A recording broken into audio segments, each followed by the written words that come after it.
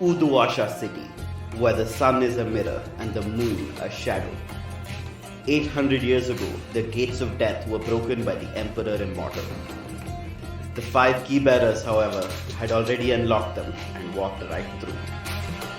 It is in Uduasha city they dwell. Now, the ghost field breathes next to our reality, lit by the eternal flame of the well of Udu. It is a second skin, a place where thought and will struggle against gravity and light. In other places, the dead congregate in the ghost field, but in Uduasha, the well city, the hell city, they fall straight into the flames. See its glittering districts: Kshitijpur, where the rich plot to buy the horizon; Bunda West, where the refugees of 2 different nations flock; and Pasarhandu, the vertical maze of market and murder. And here is Udepat, where the ceaseless temple resides. Its inhabitants, a family, a snake, and a god. The temple has stood since before the gods of this world were forgotten. Watch as it turns the wheels of revolution. Welcome to Desperate Attune, an actual play podcast about people who take risks so they can survive against the odds.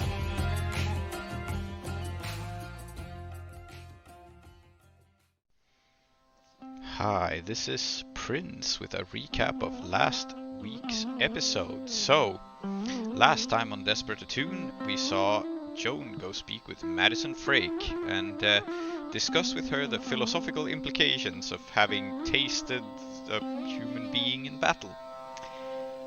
Madison Frake and Joan had a heart-to-heart about the matter at the Temple of the Hungering One, and Joan was taken to meet the interdisciplinary blasphemer Bilal Maat, who is an infernalist, a person who speaks with the fire of the well. Ecumenical exchange on various kinds of blasphemy were exchanged, and then Joan ran into Miraz on her way out, who took her to the Turtle, where she was taken from theological debate to discussions about trains, magnets, and water locks in the Imperial City, in a technical conversation with Miraz's friends, in an attempt for the both of them to feel better about what happened in the clash with the attackers of the temple. Miraz tried his best to be a good influence on Joan, but whether or not he succeeded remains to be seen. Meanwhile, Vickers returned to the temple after caring for the injured in the attack to meet with Abbas and discuss with him his past as the Viper, and learned a little bit about Abbas's past committing crimes in the city of Uduasha as a young man. Finally, Joan and Vickers had a conversation in which they discussed the cycles of violence that risk befalling the temple and how to best avoid any negative spirals. And that is where we pick up in this week's episode.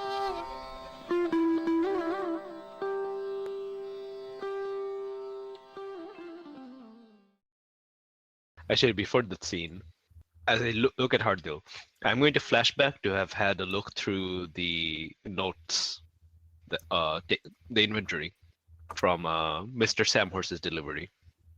Excellent. Yes. Mm-hmm. This is not a long-term project. This is just a fortune roll, I think. Is Sure. that fair? Yeah. And you've got loads of time to have done that, so it seems very reasonable. A 3 and a 2 and a 4. Yeah. So what can I figure out that we? So is this enough for me to figure out there's something shady was going on? Is the thing.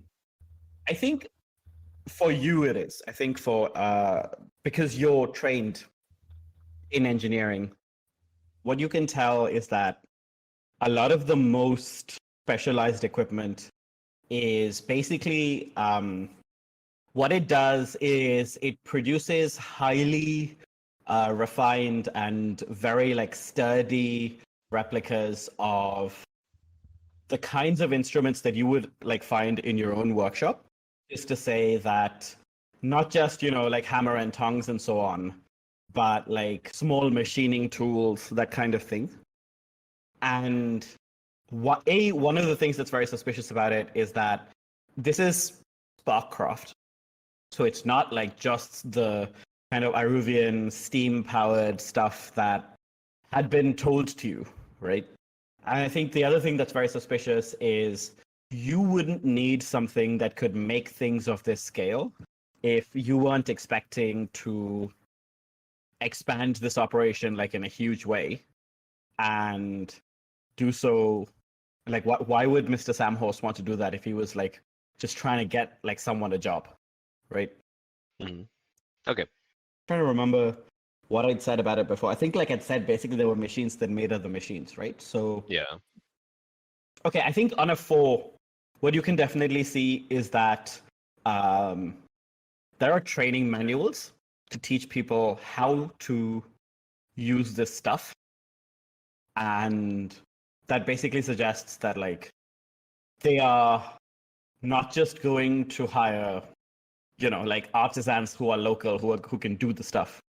They're going to train new people, which is not at all what they said that they would be doing. Okay. Fair enough.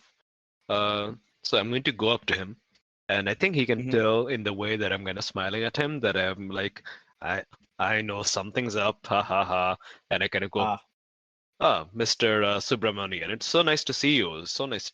Listen, if you have a minute, how about we have a conversation? I find that there's nothing I like better after a sauna than a nice massage. Shall we talk? Yeah, I think he will say, you must call me Hardil. Of course, in the Foundation, we are all siblings, are we not? And kind of looks at Fozia and says, are we not? And Fozia is like, yes, of course we are. In order to kind of put you on the back foot. And then says, suddenly a massage sounds just the thing. Yes. And yeah, and in the Playful Turtle, you can request Golem Massage for when you need to talk about something that you don't want a human being to hear. Another they've got massage golems. Okay. Why not? Sure. It's Golem Pit. Why not? They were golems everywhere. Golems for everything. Yeah, absolutely. Yeah, so we're going to request a golem massage, and while we're getting massaged by this golem, which yeah, how about I'm really curious to know what this golem looks like. Shall we have paint the scene? Everyone talks about something. Let's do it. Yeah, and let's go in the opposite order to the order we did with Bilal. So Joan. Yeah, I think like actually Joan is perfect in that like she does have a very specific understanding. So Emma, tell me something about this golem that only Joan would kind of know. And even though she's not here, right? But nonetheless. Well, of course, the animating essence is some of the best masseuses that have graced this area. Yes, of course. In the past decades. Excellent. Very good. Not even in death will you be freed from the work you did in life. It's a vocation. Excuse me. I see. Okay. You were excused. I was gonna say something and then my brain broke. Oh yes. Klow.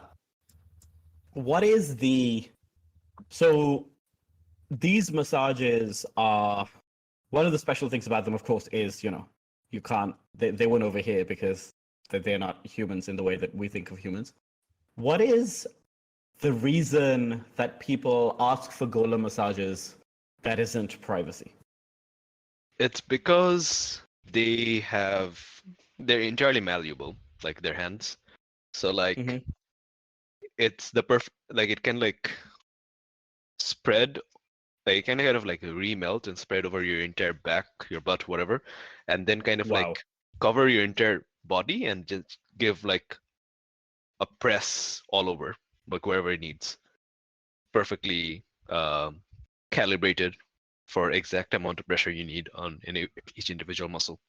Wow. Okay. Yeah, that actually does sound really good. Yeah, one. Yeah, I was just thinking, wow, that sounds amazing. I want one. It's a perfectly calibrated hug. Yes.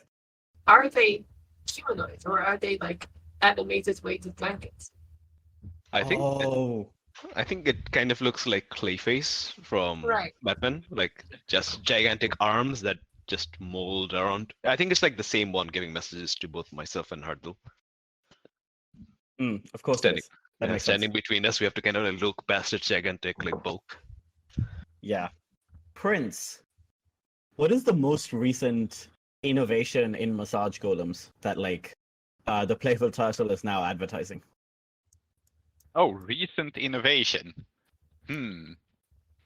So these have been around for some time then, I guess, but the Playful Turtle has innovated upon them.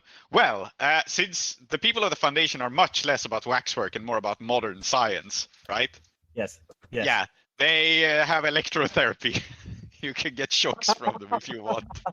Wow, so they cover you fully and then shock you? That's Yes. definitely not. Yeah. Okay. Yeah, it's invigorating for the muscles. It's electrostimulation therapy. It's a whole thing. Someone built in Sparkcraft devices in it. This is not altogether safe, but it's modern and cool, so people like it. And of course, as with all modern things, it's advertised as curing everything from rheumatism to depression to what have you. Just a little electroshock therapy will do you good. I mean, one of the first electrical devices invented were vibrators. Yeah, For therapy. yes. For therapy. Yes, Yeah. this is a therapy golem that electrocutes you pleasantly. Let's not ask for its other services. No. I feel free to cut this because I'm about to say a very controversial thing, but like Okay. I genuinely know like an aunt of mine who was like had paranoid hallucinations and was definitely like living in a very tough way. Underwent electroshock therapy, and she's like 95% fine now. And like now, my uncle and my aunt are both like electroshock therapy, the best thing to ever happen to us. And I'm just It's like, not completely bullshit, but yeah. yeah, but they don't know how it works. And anyway. So yes. just say maybe it's Yes. actually fine. Maybe it's Yes, It's not. electric golem time. Anyway, Yeah, I'm having a Yes. great time. That's all I can say. Miraz is having a great time. Whether or not this is something we should advertise for other people to try in real life, I don't know. We shouldn't. Yeah. No. so Um, just in case, listeners out there, if you ever come across an electric waxwork golem, don't try it. It's very Yeah. dangerous. Despite Well, how don't appealing we try make it. it sound. So Yeah, actually, exactly. how about this? Maybe Aadiyat should tell us why we shouldn't try it. Why in real life? Why No, we no. shouldn't try? What was the last accident that happened in the Playful Turtle that, if it had happened in real life, like they would have been sued and the person would have made like millions off of Okay, so the thought that I've had is kind of horrifying. So this thing encases you, and but the last time it completely encased a client and then did not let go, thus Oh no. Okay. suffocating, and also let's say the electric controls were also on, and so like very slow cooking the customer with them. Oh my god. It And was like- very pleasant until it wasn't. So maybe what it was like at some point, like someone came in, like a real person came in and was like, "Oh, what the hell?" and then managed to get the customer out. Yeah. Yeah, But- Hardil knows about this. I don't, because it was very well covered up. Yes, indeed. Maybe Hardil was the person who covered it up, even. Maybe Hardil was the one who ordered it to happen. Who Yeah, knows? maybe. Yes. But yes, so It's this is suggested as libel. I did not suggest it. good, because if you did, then Hardil would force you to do another favor for him in exchange for, not accusing you of libel. Anyway, so yeah, I'm yes. talking to him. And I think, just a few pleasant, like, how are you? How are the kids? And so on. I don't know if he tells me anything about his personal life that is true. And, just He does not. Uh-huh. And it's good that you are not a boss, because you would be able to tell that he's lying. Yeah. No, I think I assume that, he's bullshitting, but like, I'm continuing. But I think what I say is, I've had a think, Hardil. I've had a think. And you being the pro bono lawyer for Freya, and I've had a look at the shipping manifest that you had my family acquire for your Mr. Peter Samhorse. I've had a think, and it seems that, listen, Hardil, I'm not totally stupid. I spent a lot of my time in Dustfall, and I know a good racket when I see one. This is my move. Now he has to reply. I think his power move is he's not going to reply. He's going to be like, if you want to try and like threaten me, you better go for it because I'm not gonna say anything. Now, here's the thing. I'm a Sparkcraft I'm sure you have done your research and you know like exactly what grades I got in what courses and like what I had for every meal. From the bursars. You probably know more about me than I remember from my days, but in the Sparkrites and so on, it can be quite hard to find jobs. It can be quite hard to find funding. You need to make all these student projects. They're very expensive. Now, what tends to end up happening is that Sparkrites tend to find these budding Sparkrites. They tend to find sponsors from this and that interested group.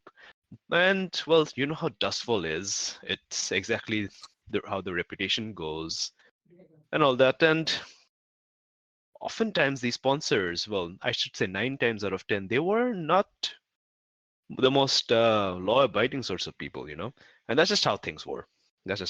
And for the most part, I have no problem with that sort of thing. Honestly, like so long as progress is happening, I don't care too much about the finer points of the law. And I've been thinking about this shipping manifest and your Mr. Peter Samhorse.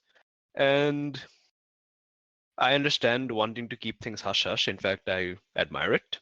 I also admire that you're not saying anything. That's very good. It speaks to your discretion and your, I suppose, your employer or your client. I do not know. And I look at him and I see that he's still not saying anything. And I continue. Yeah, and I continue. And I want to say that from what I can tell from what he's doing with these items that he had my family acquire, it seems to be something that I would really support, like job creation, new devices, and it seems that possibly some sort of factory opening up. I think this is exactly the sort of thing Uduasha needs, and I'm going to be very bold here, Hardil. Not just because you're a fellow brother of the foundation, but it seems that we're genuinely aligned, I think. I want to work closely with Mr. Peter Samhorse through you. And what I want to do is I want to get in on this airship thing that my father-in-law is building. And from what I can tell, that is not going very well at all. And what he needs is someone to get involved who really knows, who has like new ideas, knows the local infrastructure and so on, and possibly, maybe, and I kind of like raise my hands and then have to immediately lower it as the golem presses it down instead. And maybe someone should take that off my father-in-law's hands. I don't know. Just throwing out some ideas. What do you think? I'm not speaking as Hardil here. Sir, are you attempting to undercut your father-in-law's aeroplane, aero blimp technology by selling it to Munna? Yes. Why not? Great. Okay. Cool. No, just confirming that is Cool, dope, excellent. Uh-huh. yes, Why not? absolutely. I mean, I have no. Well, what could I even say? Okay, I think this is a role. And okay, in my mind, it's desperate, but the desperate consequence here is that you will not notice that you are being had, because what he will do is he will say yes, and you may not realize that the same duplicity that caused him to not tell you what was in these machines is the same duplicity he will turn on you again when he says yes to you now.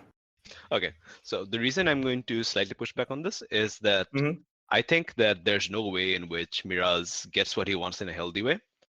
So I don't think this is the role. I think it's just like, I feel like from what I can tell from Hardil and what we've discussed about Munna, this is exactly what Munna would want. Yes, so I don't think it's a 100%. role. It's more like we both get, Munna's like probably very excited. Maybe this was his plan all along that I'd say something like this. I don't know. Yeah. Who knows how many steps ahead of the game he is. I don't. Yeah. But like, I feel that this should be something Hardil would be excited about, unless he has like different opinions to Munna, and that should be bad for me. Yeah. So the reason I think it's a roll is not because I think there is any risk of him saying yes. Mhm. The risk here is genuinely Miraz not realizing what a terrible position he's put himself in. But if you say that like Yeah. he's never going to realize that anyway, Yeah. then that's totally fine. Yeah. Okay, great. Yeah. I think in that case, Yeah, he Harville- thinks he's dealing with some sort of like sly capitalist man who's probably like under the radar. Mr. Peter Samhorse is clearly not his real name. It's probably something else that sounds like currency. Like he has no idea what he's really dealing with, but he thinks he does. Yeah. That's good enough for him. Yeah. Fair. In that case, I think what Hardil will say is, "Oh my! I had not realized I was dealing with someone of such impeccable wisdom. I will admit I did not bother informing the rest of your family and your crew, especially not Freya. I'm afraid that she is somewhat unreliable. But I should have known nothing could get past you." Oh, we're very observant, us Sparkrites. Yes, I have found that. I think that this is an incredibly well-timed opportunity. And your father-in-law, that would be Archibald Ashcroft, yes? Oh, Hardil, surely we're past the point where you ask me questions that we all know you know the answers to. And I think Hardil laughs and says, some courtesies should be observed, but of course, Brother Miraz, I will refrain then. The fact is that Lord Ashcroft is currently engaged with one Begum Boshundara, someone that I understand you have some connection to. And it would, I think, fill both you and I with great joy and delight to see that opportunity not just taken away from Lord Ashcroft, but from the enemy of your temple as well. Mhm. Now, I did earlier offer to take the Begum off your hands entirely. I understand that you wish to remain independent, move in your own directions, but nevertheless, I think that if we collaborate, ensure that the airship leaves the control, at least in fact, even if not in theory, of Lord Ashcroft and the Begum, we will both benefit. So, before I respond here, I'm going to go out of character to ask the guys, like, are we okay with Hardil / Munna just taking care of the Begum Bushandara problem for us? Yeah, I am. We haven't done anything about it, and Vickers doesn't even know it exists. So for me, it's not Yeah. a problem. But everyone else, what's your opinion? Agreed, honestly. I think, yeah, Abbas also agrees because I think he's got other things on his mind right now. So just Yeah. yeah, whatever. Yeah. Yeah, the reason Yeah. I'm consulting you guys out of character is that Miraz would not consult any of you in character. Yes. No, right. Yeah, indeed. But I'm giving you my opinion from the point of view of my character. Yeah, Fair and enough. I'm giving you the opinion from the point of view of my character too, which is I don't know what's going on anyway, so it's fine. Yeah. Excellent. Uh-huh. Okay. I think Miraz would just go, yes, Begum Bushandara. Honestly, the first time you brought it up, I exercised some caution because, well, I wanted to get a feel for both you and whoever, well, I didn't even know about Mr. Peter Samhorse at the time. But now I feel like, not trust, but I feel like we understand the sort of, we understand each other, and I understand your client / employer. Please do not you don't have to tell me which one he is, of course. But yes, now I believe that we have far more important things to deal with than just some sort of like jumped up progress for the sake of progress person. I mean, of course, we have to have like new developments. Udaput needs to be redeveloped and so on, but like she has such awful taste. It's just pointless. And I feel like the way we should be moving, Brother Hardil, is that we should find some way of replacing her influence over my father-in-law, putting me forward, and through me we could start to see what influences, other influences we can have over the project. And I don't know, I do feel like a real forward-thinking man like Mr. Peter Samhorse would be far more in the end ideal to be backing this project than, well, Lord Ashcroft. But that is one could say, the pie in the sky dream. But I believe replacing Begum Bhushandar with myself, that's a much more achievable goal for now. And I think he says, it is such a joy to work with. And then like this is like as the golem like really like irons out some like particularly terrible knot, and he's like reacting, and he says, such a joy to work with such competent and like-minded people. I should not be surprised at all, of course. The foundation is Fuzia has very good taste, and you are the epitome of that taste. Let me take care of your issue with the Begum. It will be my pleasure and my honor to do so. I may require some assistance in some other matters, but what are such things between foundation members? This is a proper partnership, of course, and especially if the ultimate goal is related to the development of Uduasha and the furtherance and the creation of jobs, etc., etc. Yes, indeed.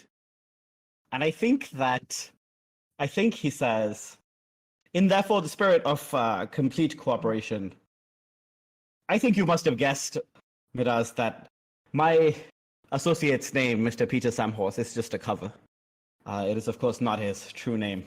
But you may refer to him by the name that, of course, all of us do, which is Saul Tudor. What? Saul Tudor? Yeah, Saul Tudor. Ah, yes, Saul Tudor. This is, I believe there's yes. He was going to say something, but then, he's being discreet, so he just kind of taps his nose. He has decided this is obviously a member of the Whitecliff Tudors, who are known for salt mining. Yeah, that's absolutely it.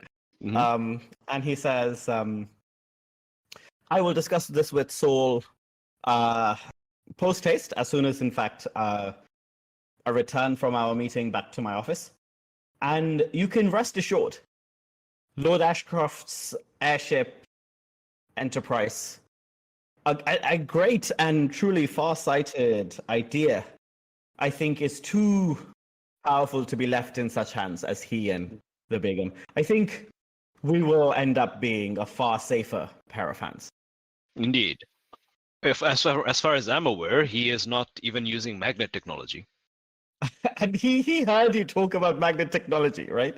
And he says, oh, yes. He's convinced that some kind of electro steam is the solution, but it is very crude. It is completely unnecessary. With you on the job, Miraz. In fact, why don't you start coming up with some prototypes?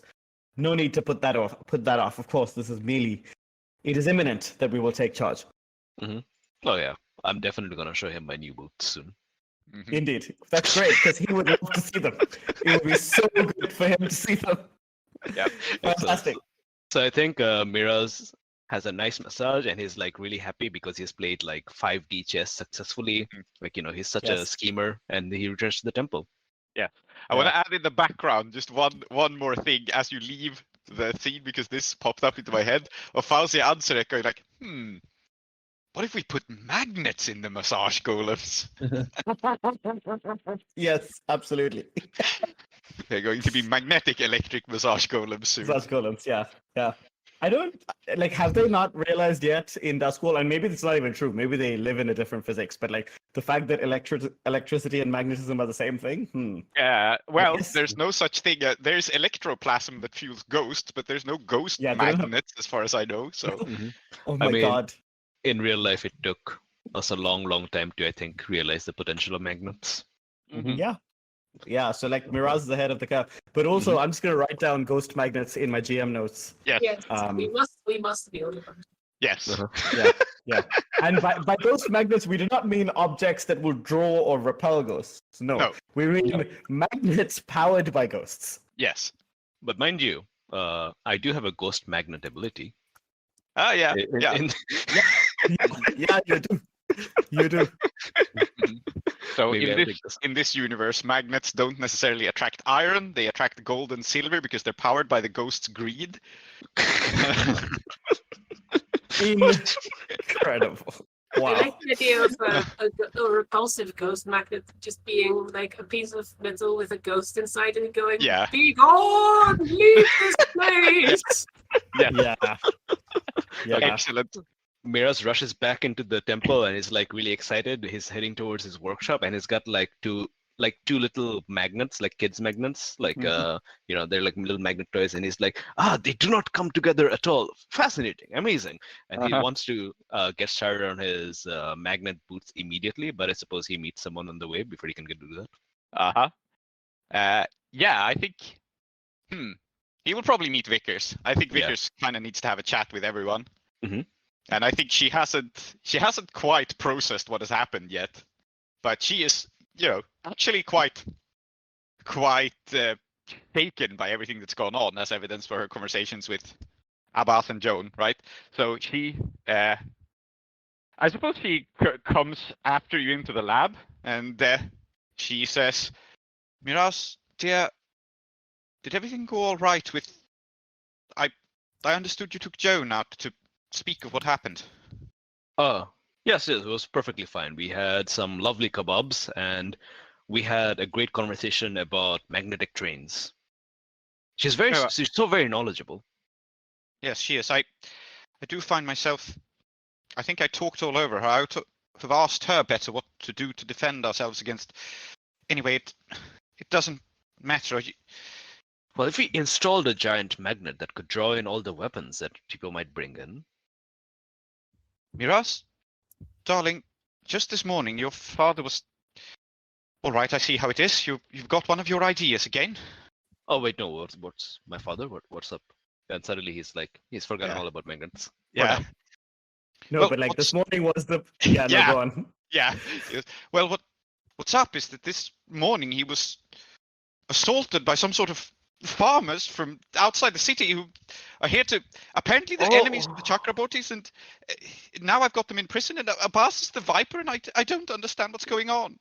Yeah, Miraz has completely forgotten that was just this morning Yeah. because it Uh-huh. feels like a lifetime ago. Now it's like Yeah. he went out Yep. for a massage. He got into a criminal conspiracy. Yeah. Yes. I should go Well, it's see just my father. yes, you should, but nobody's explained anything to me, Miraz. What is going on? Who are these people? Why aren't you? Oh, And she's visibly welling up, like she is Well, actually I think starting to absolutely. cry. I at this think I moment. go up to her and I give Uh-huh. her a hug and say, "My dear, please. The thing is, and I don't know if you can draw any comfort from this. I have no idea what's going on, and I usually don't. And it's worked out fine. I wish I could have your faith in it, but someone's assaulted us in our home. I don't. Yes. I mean, I suppose this would get. I know we have the principle of hospitality, and it's only the decent thing to do, but we've been so caught up with these refugees and so on. I told you that there's all sorts of drug problems and petty crime happening over there, and it's a gang war. It's just a gang war. We tried to help the Scotlanders, and this rival gang didn't like it, and I think that's really it. Just doesn't run any more complicated than that. And I hope that now that we have it seems that we knocked out their leadership, and it really goes to show how incompetent the Scotlanders are if we can destroy their problem in like a matter of half an hour. But anyway, It's not just a gang war, Miraz. This one involves you in the cave when you got. I can't Oh. afford to lose you. no, I mean, that was just a headache. Yes, I suppose it was. He says, brushing some imagined lint off of your the suit. Though I must admit, I don't fully remember everything that happened, but suppose that's quite normal. It was such. We were in the lair of forgotten god, and I think I remember ghosts as well. I mean, you can't. You understand. It can't confuse you that I've lost some time in my head. No, you did get hit pretty hard. I wish you'd look after yourself better sometimes. And this all happened, and you just rushed away without talking to anyone, and now you're back in the laboratory like nothing happened. And I kind of like hold Vickers' hand and say, it's not that I don't want to talk about what happened. It's more that I don't know what there is to talk about. I don't remember what happened in the cave. I'm having headaches as well. I don't really understand why. Many things right now are confusing to me. And in the laboratory, I understand what's going on. I understand what's happening. Things proceed according to scientific rationalism. And everything outside the laboratory is odd and bizarre. But that's just how life has been for me. For almost my entire life, I have not understood most of what goes on around me, especially in this city. So strange and confusing. And I have been fine. I have not understood everything as well as I should. I've made mistakes, but I have managed to get to where I am now. And I'm happy with that. And I'm confident that if I go into the laboratory and I keep working and I stick to what I know, things will be fine as well. I certainly hope they will. Although you might not understand what's going on, and you might have been fine, but there are people around you too. You know that. I understand. I have been selfish in this respect. I forget sometimes about it. I realize that probably the only reason I got out of that cave in one piece is because of you. And maybe Joan and Uncle Abbas helped as well, but I am sure it was mostly you. And this can't be easy for you. There is something I want to do in the lab, but it can wait. If you want to talk, I can talk, and I should go see my father. I genuinely did not remember that all these things happened just today. It felt like a month ago. And I don't know if that was just me being how I am, or if I lost time again. And he blinks a bit. Yeah. I do worry about you a little bit ever since that incident. But anyway,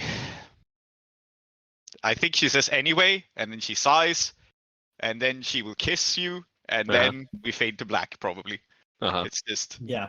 I'll she talk to my just dad needs- later. Yeah, she just needs some comforting right now. Because Vickers is genuinely upset by all this, and she could hide it around Abbas and Joan, kinda, but Yeah.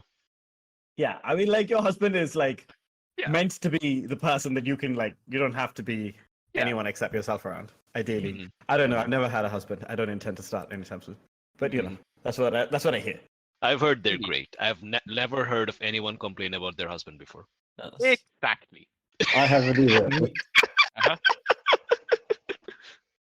I have only ever heard good things about marriage. Aadiyat is a Yes. completely unbiased observer about this Yes. subject. Absolutely. Yes, Correct. Yeah, indeed. and so is Prince. Mm. Oh, Indeed. he's not a husband yet. Anyway, No, he's Mhm. yeah. Sorry, go on. Yeah, Anyway. Prince is trying saying indeed a bunch of times. Actually, at some point I was like, I want to see if I can keep talking over him, which is a terrible impulse. So I will stop. Yeah, I do think that whenever we come back, I think Padmapriya is looking for both Abbas and Miraz. And the reason that she's looking for them definitely has to do with Zajjidan. So like once you're all back, she's going to try and Yeah. find you and maybe grab we you have with some Abbas, chai. Miraz, and Zajjidan in one scene, so they can both hash things out with him. Yeah, Yeah. yeah. Mhm. Yes. So I think Padmapriya finds you and says, Abbas, Miraz, Yeah. you must come speak to Zajjidan. He's threatening to do something quite drastic and not at all something that he's not young enough to do. Yet I hear this and I just run. no, wait, it's not. And then she looks at Abbas and says, "It's not urgent because Padmabukhi is still with him, but maybe some haste would not be out of order." Oh, okay. I mean, I must say, like, not urgent, but something he shouldn't be doing. Like, what? Trying to, like, climb onto the roof or something, like we used to do. Much worse. He's in the Sanctum Sanctorum with Padmamukhi. And I think as you rush in, you see Padmamukhi and Zajjidan having a very heated conversation. Oh no, I No, think go on. Abbas gets there first because I get lost. Oh no. Okay. Well, okay. I get- If you So, insist. so Abbas shows up first, and then I kind of so many passages. All look the same. What's going on? Yeah. And you see Padmamukhi and Zajjidan having quite a heated argument, which is very startling because I don't think that either. Well, no, Padmamukhi has no problem raising her voice, but she tends not to again, like with Zajjidan, and Zajjidan tends not to raise his voice. Period. Right. But they are definitely like having quite a loud conversation with each other, and I think it is something like Padmamukhi saying, "You are too old man. You cannot do this." And then Zajjidan saying, "I was the head priest of this temple, and the avatar of this temple has disappeared. And the reason that this morning occurred was, we will bring him. I will bring him." And then, like, that kind of thing. And I think you gather very quickly that he intends to do some kind of ritual, something to bring the Eternal One back, because even though to you and like even Abbas, like the Eternal One's been somewhat less always correct. I forget what the word for that is now. Infallible. For Zajjidan, infallible. Yeah. For Zajjidan, like the snake has been like the pillar of the temple, right? And I think like when the snake shunned you, he kept his mouth shut because he told himself, "My son is the head priest. Everybody's got to go through trials, whatever." But with this, I think he's decided, and he's shaken up as well. But he's also thinking about the fact that, like, his son and his daughter-in-law, his cousin Joan, Padmapriya, Padmamukhi, Abbas, all of them could have like died. You're very lucky that like Johannes is not here yet. Only Maud is here because Johannes was hurt very badly. I expect them to like make an entrance sometime in this downtime. But that is what is happening. Mhm. I think, Abbas is like, Bhaiya, please, what are you doing? Like, you're not well. You should be resting. Look, I know this has been a hard time for everyone in the temple, but let's keep cool heads here. Abbas, listen. I don't need all this right now from you, okay?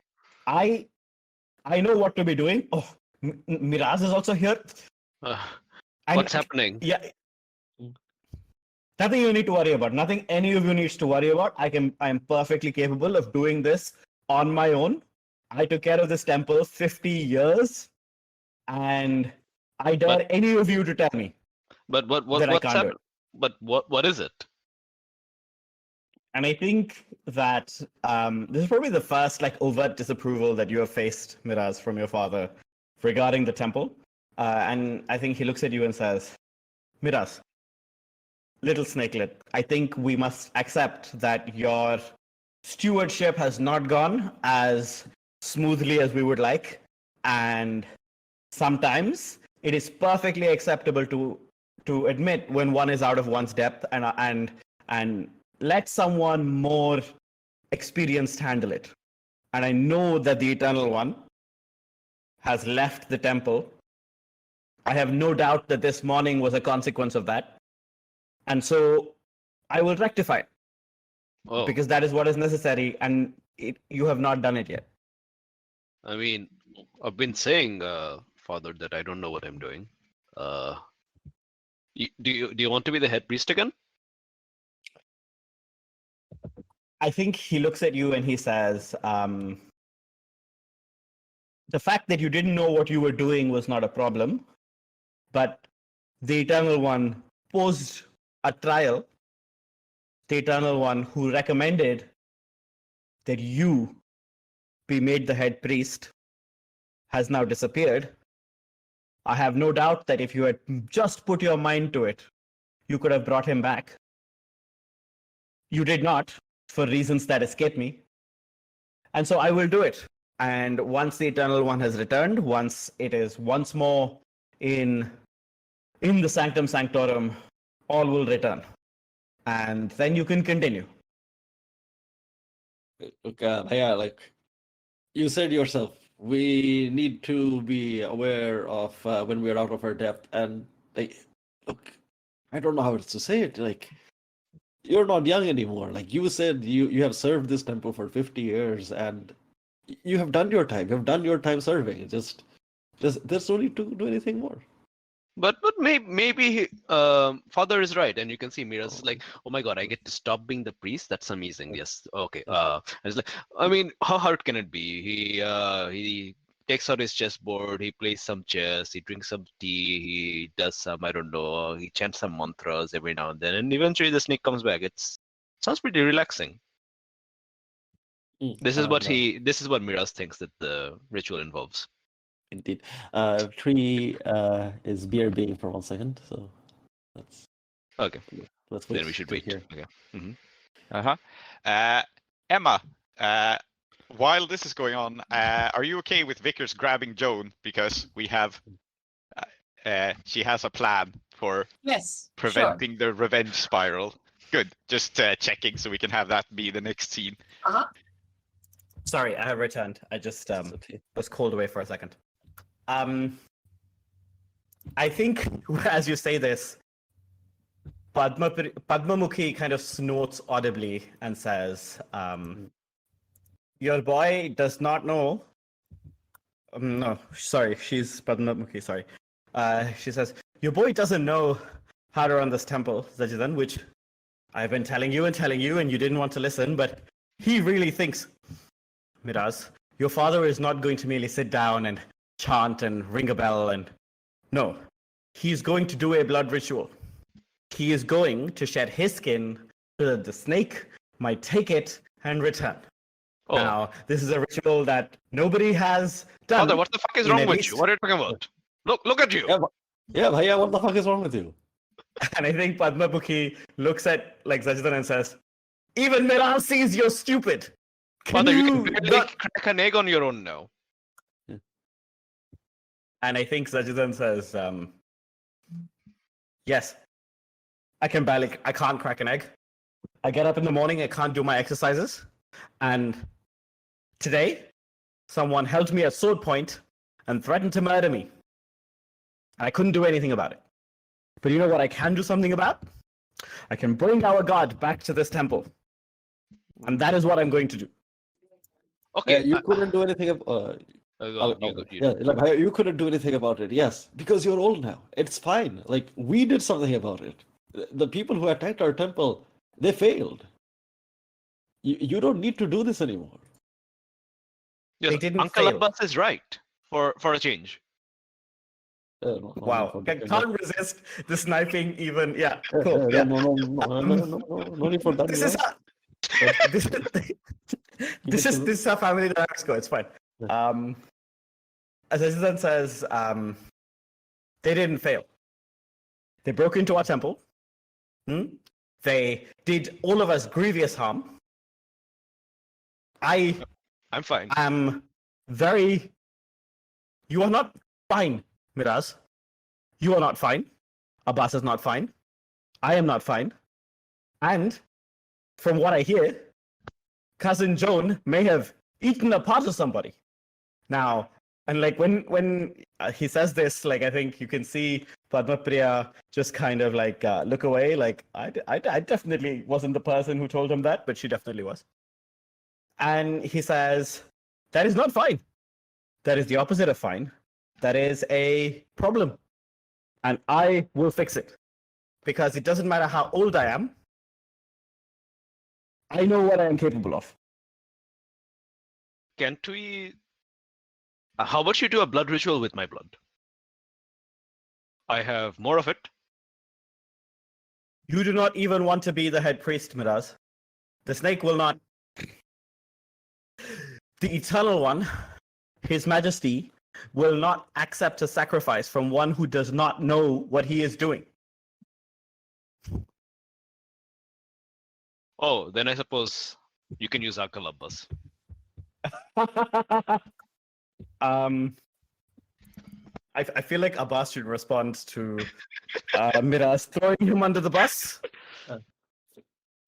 What am I throwing him? I'm happy to do it myself, but apparently I don't believe in the snake enough. Ooh.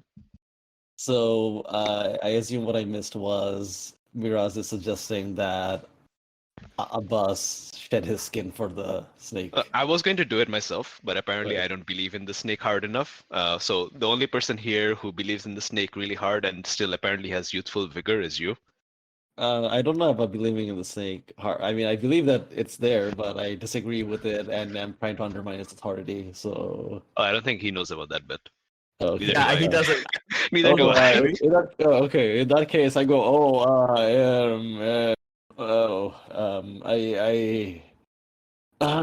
I'm not feeling very well right now. I don't think I have enough vigor to do this.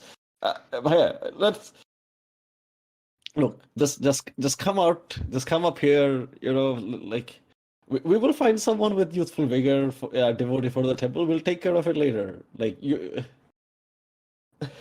Speaking of youthful vigor and believing in the snake, is this when Vickers runs in? No, Vickers is not in this. Sorry. Or was she? Vickers' plan was I don't think to so. hang out with Joan. Okay, I thought you. Okay, you guys are doing something very different. Okay. Yeah, sure. we are doing something very different. Yes. So we're going to it- have this awkward conversation ourselves. Excellent. Mhm. The I men don't will know. have to have the feelings without the women helping them. Fair enough. Okay, so Miraz is obviously conflicted in a few ways. He never wanted this job at all, and if the cup passes out of his hands, that's all for the better. But clearly, he doesn't want his dad shedding his skin, whatever the hell that means. Right in front of us too. And is there some way Abbas and I can? I think Abbas and I tried to convince him. How about we roll a sway, like a group sway?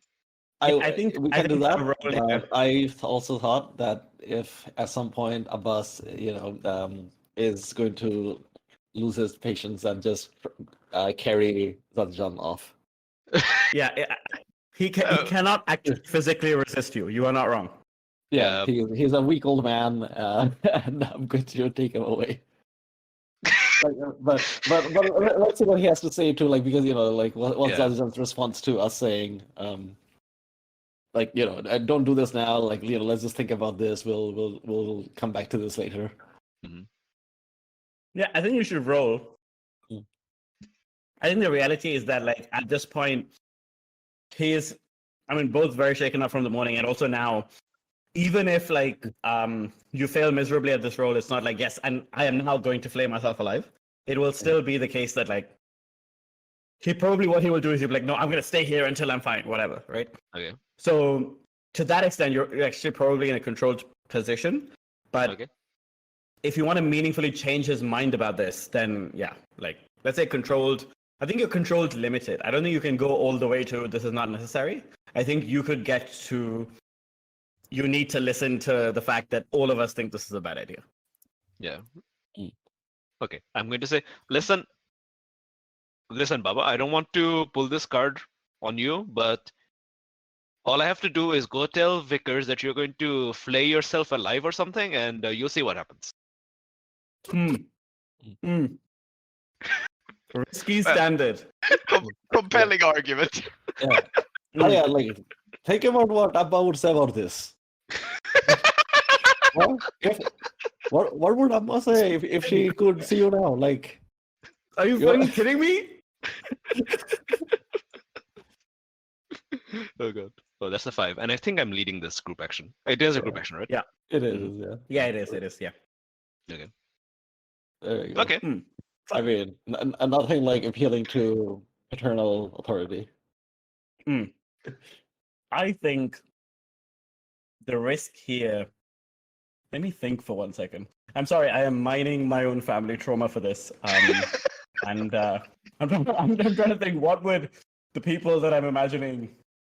I mean, I've been in a dozen of these conversations. I feel like a good risky consequence is just that he's going to be very, very annoyed at us and he's going to ignore us for a while. Yeah, I think that's basically it. I think he will turn around, he will say to you first, your wife is not my mother. And then he's going to turn and look at Abbas and say, I mean, it'd be so And strange if you- she was. you don't get to speak about Abba. And then we'll turn around, look at Padmapriya and Padmamukhi and say, I don't even know what to say to you. And then he'll storm off in a semblance of like, I'm in charge and I'm in control, even though actually he got pretty roundly humiliated. Okay. But like, in this case, the round humiliation means that he's even less likely to like change his mind, but he does accept that actually, you know, he has taken some more psychic damage in one sense. Okay. First things first. And Miraz is going to run out and is going to spend one of his coin and is going to change the locks of the Sanctum Sanctorum, and I'm going to finish this arcane words clock. Amazing. Incredible. Incredible. Wow. Okay. Well, there's the 6 I was looking for when it was just one tick away. Oh, 2 dice. And you get 3 ticks. So But it was one tick away, so I feel like if it's fine. It's you done. can, yeah, okay. If you give me a fictional reason for like putting the other 2 ticks somewhere, yeah, sure. But I don't think in the this other case. I think the other 2 ticks should go to the Chakraborty's favor, because I think Miraz is stepping up to be the head priest now. He actually, like, in a roundabout way, his father was like, no, I'm the head priest. And then Miraz went and took responsibility. I think that's actually something His Majesty would approve of in a roundabout way. In a roundabout way, yeah. I Sure. took a lot of responsibility fueled by my desire to give up my responsibility. Now Yes. that's roleplay. Exactly. Now that's Yeah. what I call role playing. Yes, I think 2 ticks to the Chakraborty's favor makes perfect sense, because this is the kind of irony the snake just fucking loves, right? Okay, Yeah. I did that. Okay, Excellent. Yeah, that's me. Yeah. I have a scene that's going to be a downtime action, and what I'm going to do, Joan, is that I'm going to go bring you to talk to Mona. And Mona Amazing. is the woman who I saved and whose face you bit a part of. Yes. Yeah, I I'm do going remember to. that. We'll see how it goes, but yeah, I'm going to go visit her. Probably, I think, I will ask Joan along, but I don't think it'll be the case that both of us will be in the room when she wakes up. I think Vickers will like start the conversation. Fab. Just to smooth her into it a little bit, because I imagine if she just wakes up and looks straight into Joan's face, she might have a reaction. I mean, she's going to have a reaction even to your face. Yes. But Joan's face would definitely be worse. Hey, she didn't Yeah. actually see my face. I didn't actually run out on the balcony. I just You threw are correct, stuff. yeah. But I did save her life, and she probably saw me at that point. And she, I heard something about the Viper from one of them. So anyway, Yeah, I will come into fine. her sick bed. How badly maimed is her face, actually? Like, where was she bitten? I mean, it was pretty bad. Yeah. So I'm thinking basically, we some kind don't of, know, like- I guess. She's mostly, like, bandaged up, I guess. Yeah. Okay. And like Mhm. she's very likely to be permanently like disfigured in some way. Yeah. It's monster In bites some will do lines that. of work. Yeah. In some lines of work, including her previous line of work, that would make her like cooler and more threatening. Mhm. Whether she returns to that line of work Yeah. remains to be seen. Yes. Anyway, Vickers steps in and just says, like, well, I heard Amitabh has done what he can. I don't know how you feel, but from what I hear from him, you're going to live and make a full recovery, more or less. I think And she looks kind of coolly at Mona.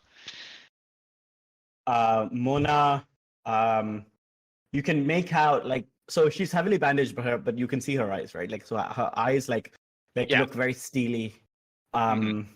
And I want her to be Oh, able to now I speak, gotta- otherwise there's no point to the scene. Yes, that is true. I was just thinking, is it the case that Mona has sign language? And maybe she does, but it would be very funny for me to say, you know what, let's do it. I think Mona does have sign language, Okay. as does the person who is looking after her. So you will have a translator, and she All can right. hear you just fine, Sure. right? So it's just like her talking to you. And Yeah. luckily for her hands are fine. It Mhm. was just her face that was beaten off, Yeah. right? Uh-huh. And you So- don't need a translator for the first sign that she makes, which is that she's going to flip you the bird. Yeah. Vickers says like, oh, believe me, I understand. So, here is the situation. I didn't have to save you back there. In fact, I thought it might be a mercy not to. Your face is one matter, but someone very dear to you was lost. I understand that. I'm not here to ask for your forgiveness, but I am here to make sure you don't do anything foolish out of it, because I know in your situation I would. I think there is that, like, Vickers absolutely would in this Yeah. situation. Absolutely. Yeah. And she kind of like strides forward towards the bed. And how does she respond? I think she's not actually physically strong enough at the moment because she like, she's also like very tired and all this stuff. So she's not gonna like be able to do very much more than like just like tilt her neck away and then like look back and then just say, what the fuck do you want? Yeah. What I want is to avoid vengeance, or if it must be done, then it must be done. If you really cannot back down, I will not have this whole situation spiral out of control and hurt people worse. Joan, if you don't mind, and I think this is where I will call Joan into the room, who is the person that she saw shoot Yes. Aadiyat the lion dead. I'm going to roll her resolve, which is 2d6 because the rising moon was two Tietl. Yeah, sure. We'll see what happens. She rolled a 1 and a 3. So she's fucking terrified of Joan. I mean, and I think understandable. Yeah. yes, exactly. Yeah. So I think as soon as Joan comes into the room, her eyes go wild. She kind of like shrinks back into the bed, and the nurse who has been translating for her so far says, "What is the meaning of this, ma'am? My patient is she's not in a good way, and she is not responding well to. Hey, everything is fine. You are perfectly safe here. I'm not gonna let anything happen to you." And like she's just like trying to like yeah. But yeah, Mona's fucking terrified. Yeah, and Vickers will look at her and look at Joan, and I think there is a look in Vickers' eyes as she looks at Joan to just kind of read your face. Like, how do you feel about all this in this moment, Joan?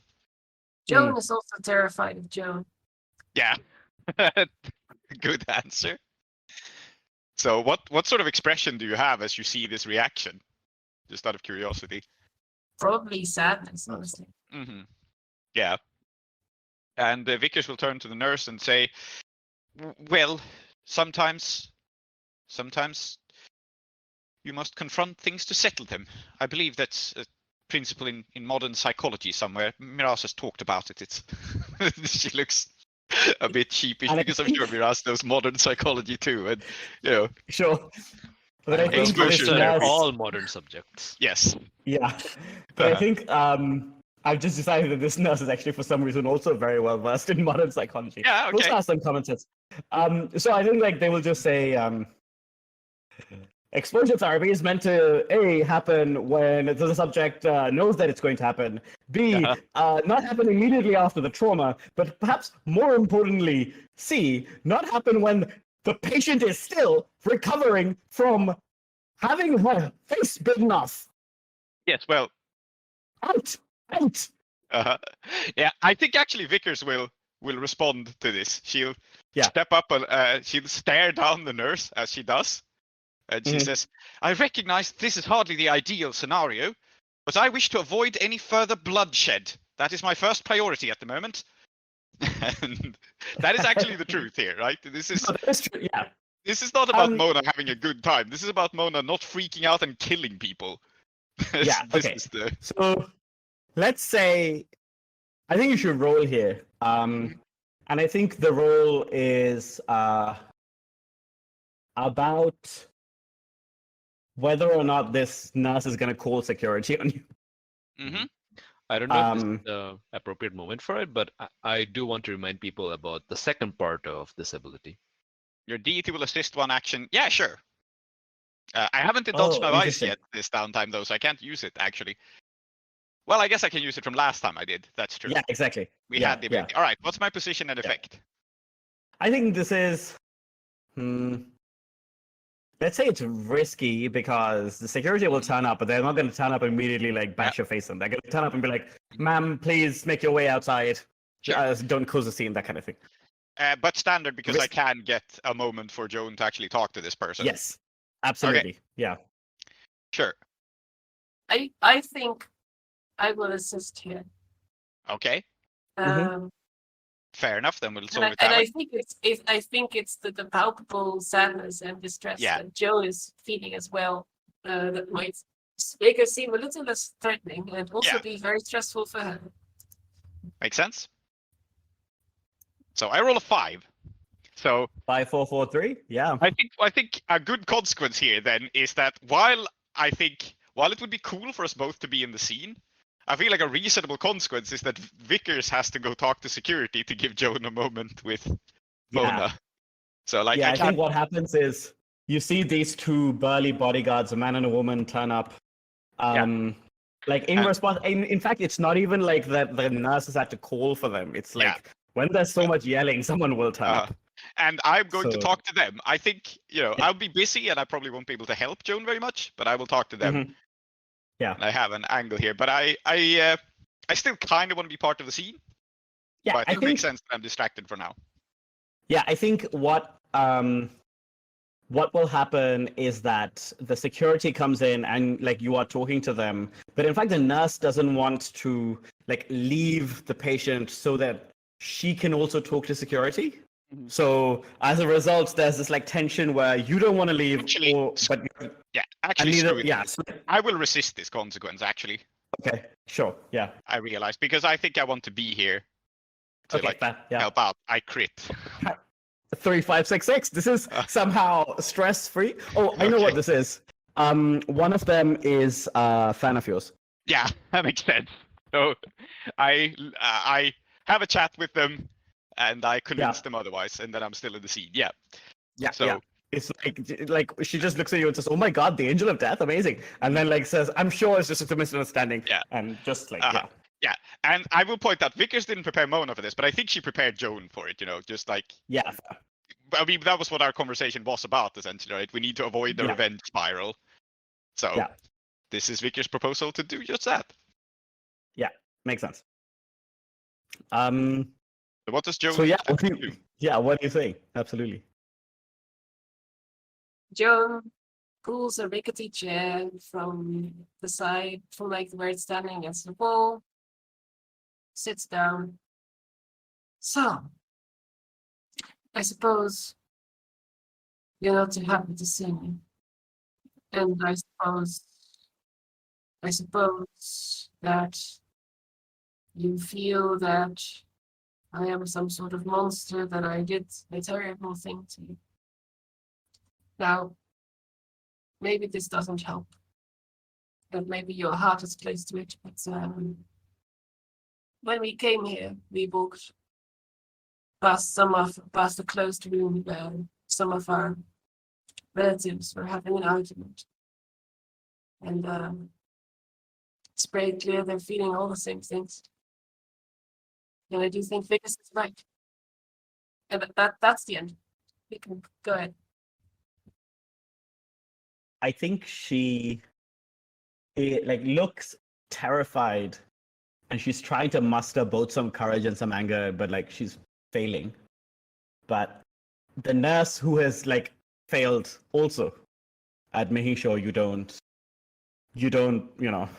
rile her up, is reluctantly translating for her. And I think Mona says, you were working, what you did won't just harm us.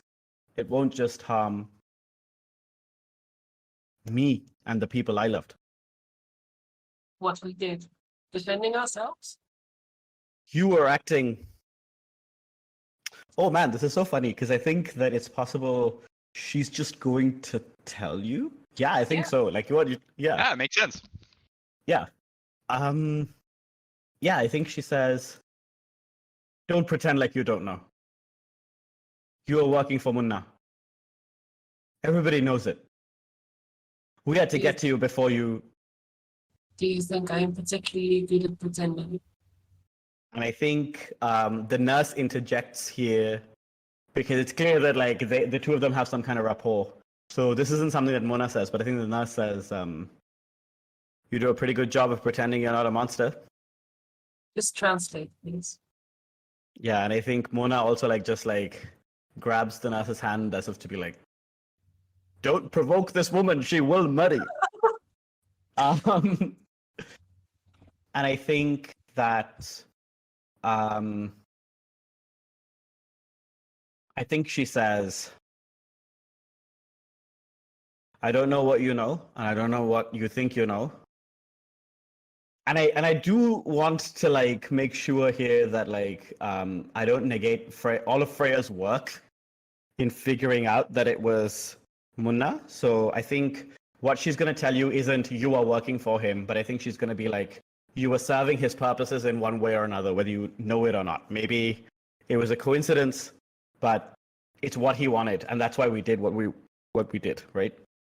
So I think she says, they were putting pressure on us. For months, they were trying to get us to work with them, making all kinds of things. Glass, utensils, weapons. And you don't understand. If we hadn't been there, and we're not there anymore, all of us are simply, we're going to wake up in the morning, work, come back to bed, sleep. It's going to be nothing else until we die. We have nowhere else to go. And I think that you can see her, actually there's a tear running down her eyes. And she says, my people have nowhere to go now, and they have no one to protect them. Well, shit. Oh. Hey, I mean, Yeah, it no. had to happen. Yeah, the well shit is that now we have to take care of these people, don't we? We just gotta put these people in our temple. No, we don't. Yeah, Yes, we do. Let the invisible hand of the market sort it out. Hospitality matters to us. Okay, yeah, Joan is having this conversation. He's so I already guess in the hospital. We sorted it out. It's fine. Yes. Yeah. He's already in the hospital. It's fine. Yeah. I mean, it's Joan talking. Vickers is definitely starting to think in this direction now. But Yeah. I don't think he says anything. She does step forward and she looks more sympathetic to Mona's situation. But what does Joan say? I think that matters more. Joan turns to Vickers and says, I think I've heard Abbas talk like this. Oh, damn, yeah, that's true. And Vickers says, you're quite right. I suppose Abbas has not known a lot of people in that sort of situation. I'm terribly sorry for what happened, Vickers says to Mona. But I recognize it's a harsh world out there, but we will do what we can to make it right. And if you didn't have any place to go, I realize we cannot unmake what has happened, but we will get you a place to go. I think he says quite earnestly. Yeah, and I think like it is clear that you are being honest. Mhm. You know what I will do? I- I will spend a crew Uh-huh. coin here to reduce heat. I think that makes sense as an Yeah. outcome of this. Oh, yeah. Yeah, very because fair. the coin is paying for their medical care, but I think the reducing heat is for whether or not they stay vengeful. You know, I am de-escalating the situation. Yeah. No, that's very good. That makes sense. So I will roll consort Uh, to reduce heat. yeah, and in fact, I think this will also be like a fortune roll to see how this goes. I don't think there's any risk here. Mhm. But you are Fair. being quite honest. So In case it impacts how this goes, do you think Joan is assisting or no? I think so. Actually, you know what? Go ahead. Yeah, go ahead and describe your assisting, but maybe you don't have to need to spend a stress because maybe this is where the Chakraborty assists us. oh, But please describe what you do, because She kind of like frowns when Vickers makes her commitment and shakes her head. Too much has been broken. They Yeah. cannot come to us anymore. I don't think we would want to. But the larger problem we can think about and we can look at as well. Because that is a problem. fair point. And I think the reason why the Chakraborty assists here is because hospitality is a principle, but we Hospitality. also cannot take them. Yeah. I mean, they did attack our temple. Vickers is not Yeah, going to take you absolutely. into the temple herself. Yeah. But hospitality doesn't have to mean they live under our roof. It can mean we help them disappear or something. yeah. So I think this is, we knock off 2 heat because I roll a 5. Nice. And I guess you can tell I me what it think- means for her reaction. Yeah, I think for her, I mean, you did roll a 5. I think if you had failed, she would have like been like, "Fuck yourself, I'm coming for you." And I think she says, "I wouldn't live with you, even if the other choice was dying in a gutter." And Well I'm then. not going to apologize. Yeah. Well then, I shall make arrangements so that you will never have to see us again. The feeling is mutual. But at least it will not be in a gutter. Yeah. And she says, "We did what we thought was right. We paid the price. All of us knew it could happen. We didn't." And I don't think she... Mhm. Like, I'm laughing as I say this because I'm talking and not using sign language. But, like, I think it's, like, an interesting thing to note that, like, the way that she's laughing isn't actually preventing her from talking, right? Yeah. Because, like, Mhm. she's not using her vocal cords. Yeah. She says, "I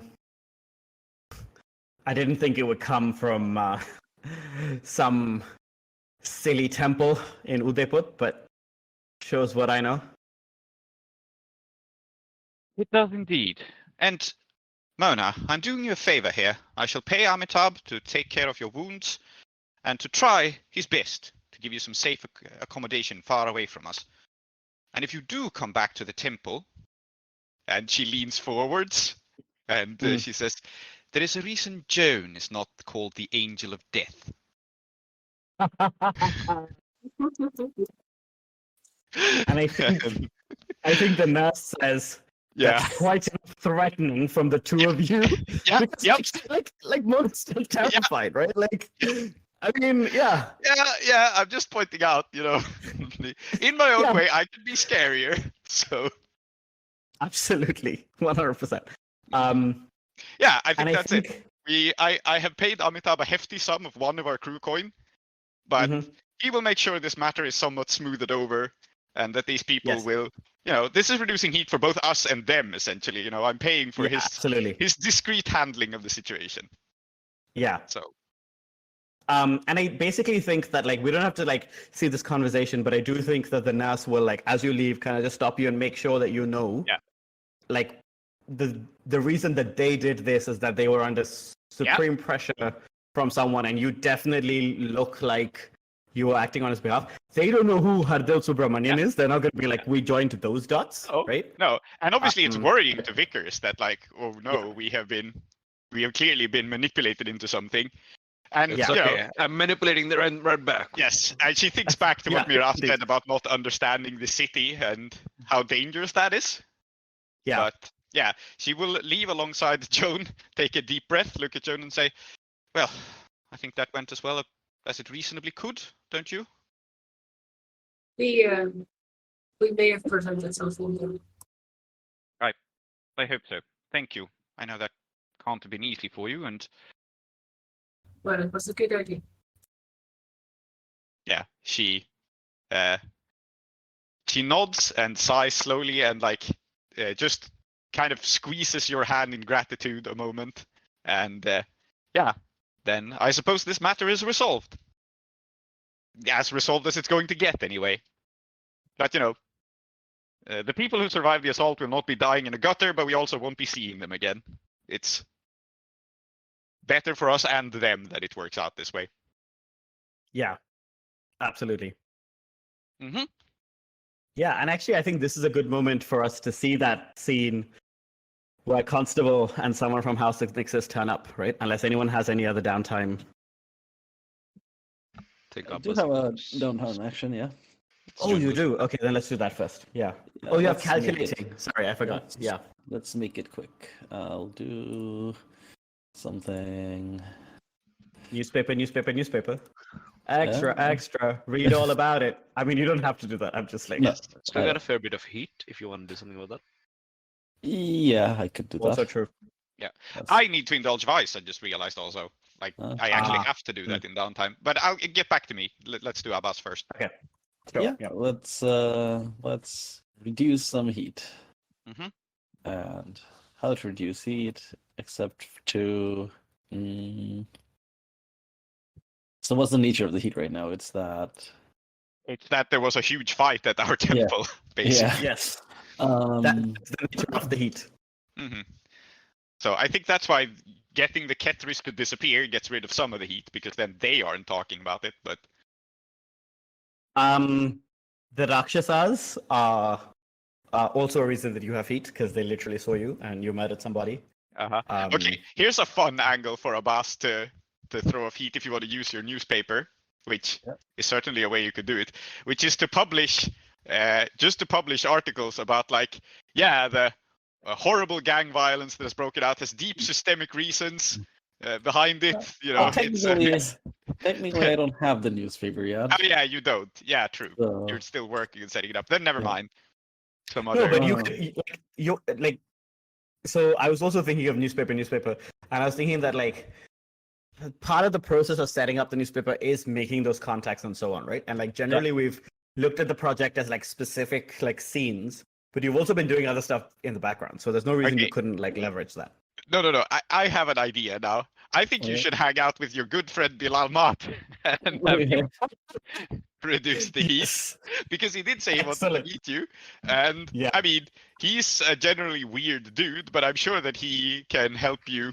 You know, He's a master of the fire. He knows all about raising or lowering heat. yeah, Yeah. exactly. Yeah, The I heat, think, like, you see, it's not just abstract. I see around you an aura of flame intensifying. wait a second, okay. have you I'm not throwing sure some how- stuff flying around? Yeah. I'm not sure Well, exactly how he can help, but I think it would be funny if you run into him since he was set up Bilal, earlier. okay, you know what? Like, Klow was joking, but I think what Bilal could do, one of the services he might provide is sort of like, you know, kind of like a therapy. He reduces the internal heat, and so you look more composed. You don't look as suspicious. Yeah, That guy looks too chilled out to have been responsible for a murder last week. yeah, exactly. There you go. Yeah. Okay. Actually, okay, now I have an idea for how this could work out too. If we're just spinning how Bilal's like weird ass magic works, maybe he has some sort of a ritual to throw things into the well, like even abstract things. He can just be like, I cast these rumors into the well and burn them, and that somehow actually works. Like Oh, he can burn incredible. memories. yes. This is now canon. 100%. So Abbas will forget that he did this. I No, don't think other people anyone will. forgets. Okay, other people will Yeah. forget that. Okay. Yeah, I don't that's the think that idea, it's right? forgetting. Okay. It's like it's the same thing with the soul and the body, right? Like the thing still exists, but some of its animating spirit, that is what is being deleted. So everybody still knows that a big fight happened, but they're not all going around and starting going, "Oh my god, a big fight happened." It's more like, yeah, a big fight happened. Yeah, they forget the details of it. Yeah. Yeah. It's a sort of reverse Mandela effect. Like, I wasn't there. Yeah. Yeah, absolutely. All right. So I think it's a consort roll. Yeah. Yeah, makes sense. Mhm. And you can take. Oh, I was gonna say you can take a die for him. Well, But it's a 5, a 6, and a 5. Huh? Roll And I a was gonna bonus dice say, just in case you crit.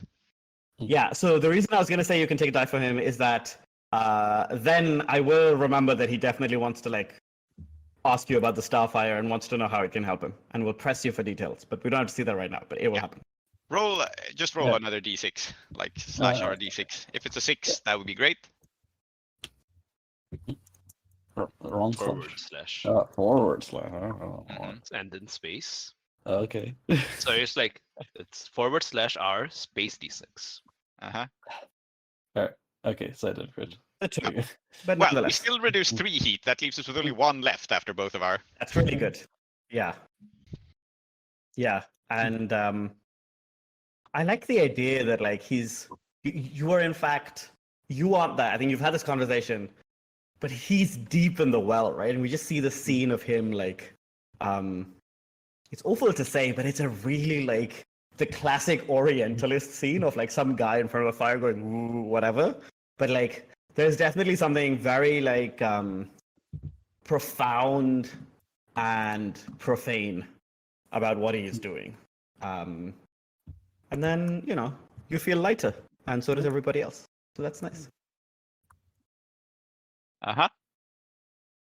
Does anyone else have? Yeah, Anything? I should indulge my vice. And now because I Yes. recovered a stress, interestingly, I'm at risk of overindulging. Overindulging. Very good. So we'll see. Quickly, bring a friend with you.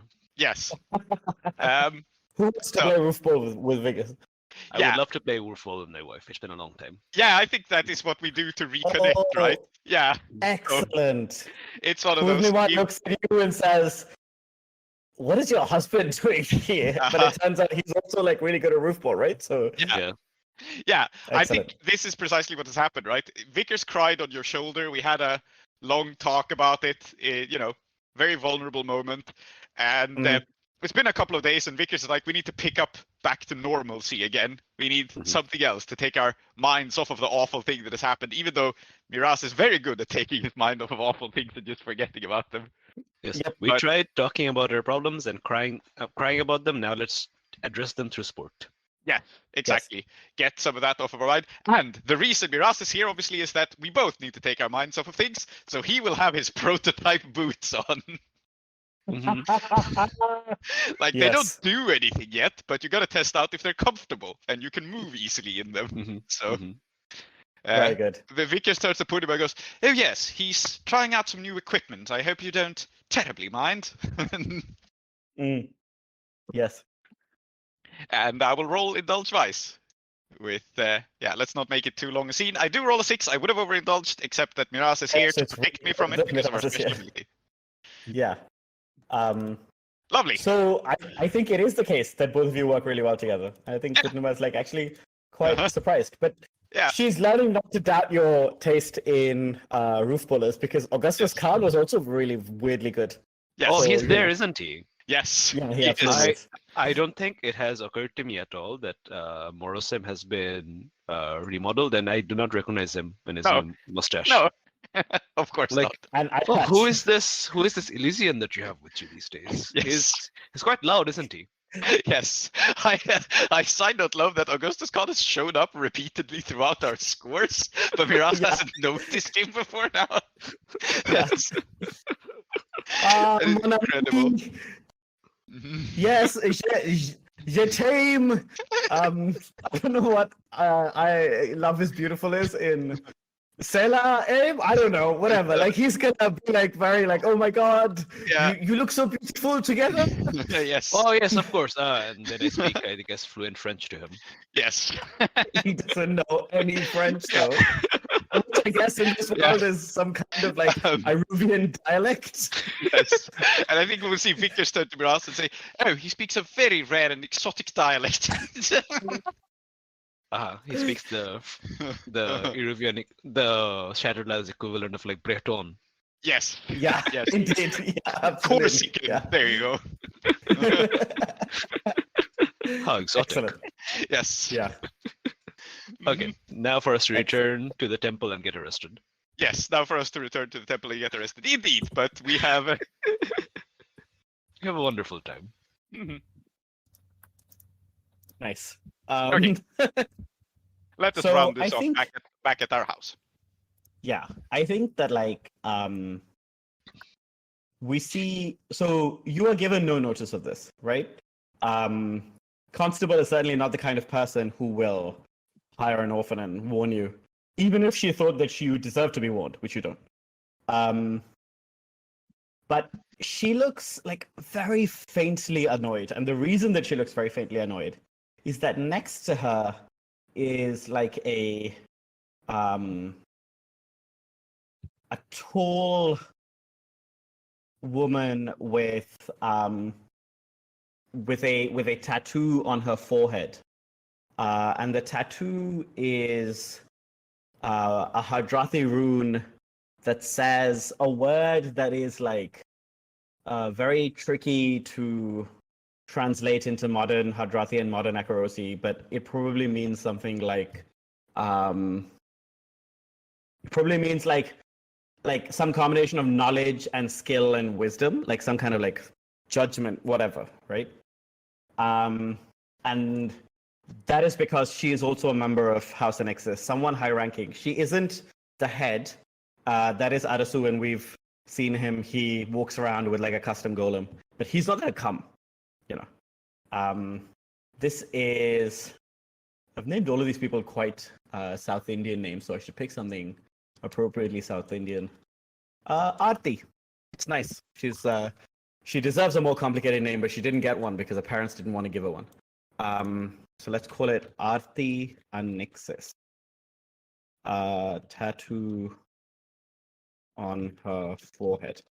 And I think that as they are walking towards the temple, both Aarti and Constable are tight-lipped. They're not saying a word to each other, but it's clear to the camera that they are both here because they have to be, and they're both, or rather, they're both tolerating the other one because they have to. And House Annexus is the one that gathers all the information. House Annexus is the one that like has people everywhere and like finds things out. They maintain a secret police, or so everyone says. Yeah. I mean, it's not a secret if everyone says it, but you know that's part of what everyone says, so it's fine. So yeah, I think they will arrive. I don't think that they have a retinue. Constable definitely doesn't. She doesn't need one. And I think Aarti also doesn't need one. And she is armed. What is a cool weapon for her to have that's not like guns or swords or something? Like something like unique. An Annexus weapon? Yeah. Maybe she has one of those punching daggers. What are they called again? Oh, like a knuckle, like the thing that like Qatar. Qatar. Yeah, one of those. Yes. That's what But she it'd has. be Correct. hidden, I think, unless it's ceremonial. No, I think you're right that like probably what she has it in is that she's got it like, you know, in her robes, and then she can like get it out in a second if she wants. But like, yeah, it would not be normal for her to walk around like with it, like wearing it. But like, So what we perceive is this woman walking forward, apparently unarmed, and next to her is this other young woman in like a black suit, bowler hat, and an umbrella. So neither of them are armed, as far as anyone can tell. Right? as far as anyone can tell, I think that like I remember that like Constable wore a bowler hat, and then I probably deleted that from my brain. But No, you are that's correct. She does. That's how you know it's an inspector, because they look like Thompson Yes. and Thompson. Oh yes, of course. I completely correct. Okay, great. All inspectors are must have mustaches, whether wax or real. Yeah. So I think that Constable comes to the front gate of the temple, And like there's like a knocker that literally nobody uses. Because people like walk in. You know, it's a public temple. But she, for some reason, because it is the correct and appropriate thing to do, like bangs the knocker 3 times. And I was going to make a noise, and then I stopped myself because my mic is not equipped to handle it. But she does it 3 times. Mm-hmm.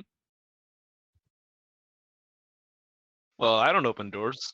Yeah. No, I think in fact- Vickers has been the person receiving guests before, so I think she will be again.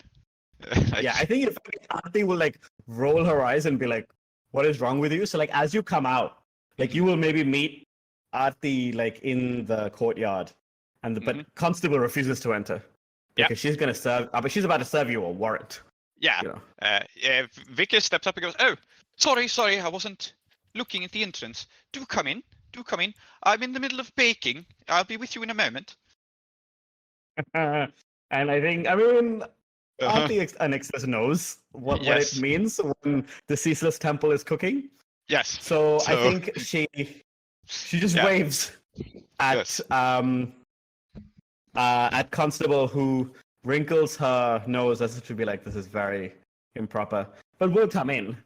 Yep.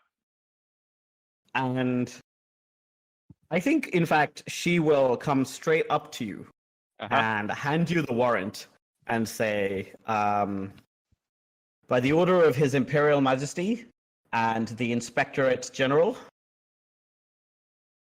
Freya of no name and her various associates are hereby under arrest and to be retrieved from wherever they are present. Oh. That would be you and your compatriots, yes? She has spent time around here, yes, but she left some time ago. I believe she was going to Dash Cloister. Because that's looking at this she can actually read because this is Imperial orders. That's correct. So, Yeah. so she will scan it over. Yeah. And it's very, like, it's much more proper than, like, 99% of paperwork you've seen. The handwriting is immaculate. Everything is just as it should be. Yeah. You know? Yeah, I think Vickers would just say, last we heard of Freya, she was going in the direction of Ash Cloister. This is hardly a betrayal of Freya because, like, it's the truth, but it also doesn't give anything away. So it's kind of a good compromise. I'm not lying to the law, nor am I handing her over. Suddenly, a nearby door bangs open, and you hear, "Vickers, look!" And Miraz glides past on boots that have been covered in drift oil. Yeah. Like he smoothly slides across the floor, all happy. And then he kind of tries to stop himself as he sees that there's visitors, but he can't stop himself. Yeah. Yeah, and he crosses the entire temple hall and then takes off his shoes and starts like running back to join you. Miraz, I've really told you not to be a bit more careful with that. Suddenly there's a loud bang from the kitchen. Yeah.